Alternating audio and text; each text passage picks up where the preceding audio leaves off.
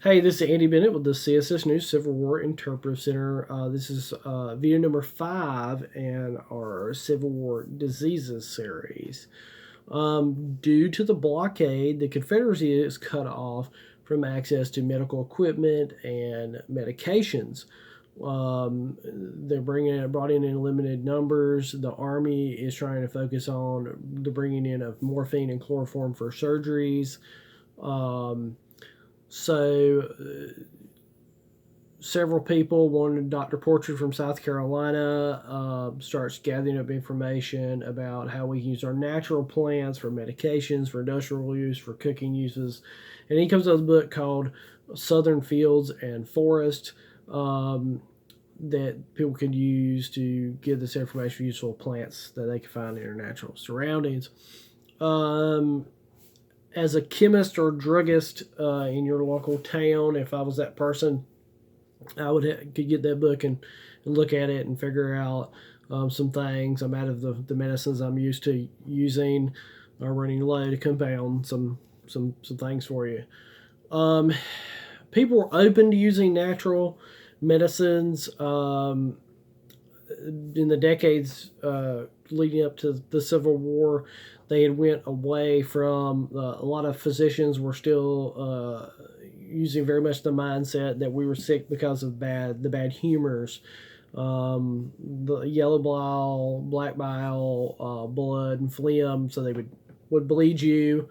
They would give you mercury, arsenic, various things to make you induce vomiting and diarrhea to cleanse you. So this idea of using something natural, people were open to it. In fact, in advertisements for things, they would use the word vegetable. They would use imagery of Native Americans and words. They would even go to the extent of making it words that sounded Native American to use in their advertisements because of making things all natural or being from nature instead of being these harsh chemicals.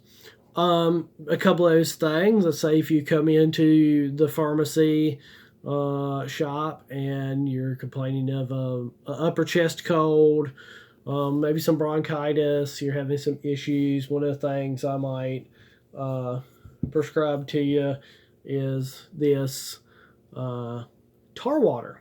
This is pine tar that we get from the naval stores industry mixed up in water. I get you shake that up real good and drink that down.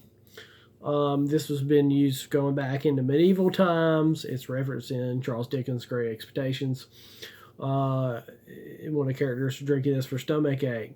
One of the other things I could give you is a cherry based medicine using wild cherry bark or regular cherries if we had access to them, but particularly wild cherry. This, if you had a cough, a cold, a sore throat, you would have this to drink to soothe that. And we still see cherry flavors in cough drops and cough medicine, so we've continued that kind of idea.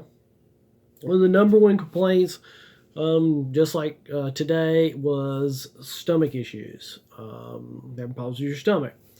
So I might, have you a concoction from sassafras root and sarsaparilla root beer. These are the flavors in the original root beer, and so it's a good concoction to help soothe your stomach. So you had liquids.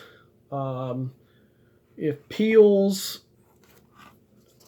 like these, the dogwood berries, they came in small cardboard or wooden boxes that I could make that up into some peel forms. So natural remedies. Some of these things work somewhat. Some of them don't really work at all. But something was better than nothing at the time. That placebo effect. Some of these things we still see. I mean, after the Civil War, pharmacists making up these tonics, concoctions with things in them. That's how we get Pepsi. It's how we get Coca-Cola. We still have cherry flavor sodas, root beers. And so some of these things they use for medicinal purposes carry on later into our soft drink industry. Like I said, if you're enjoying these videos, check out more videos on Facebook, YouTube, and Instagram with CSS News Civil War Interpretive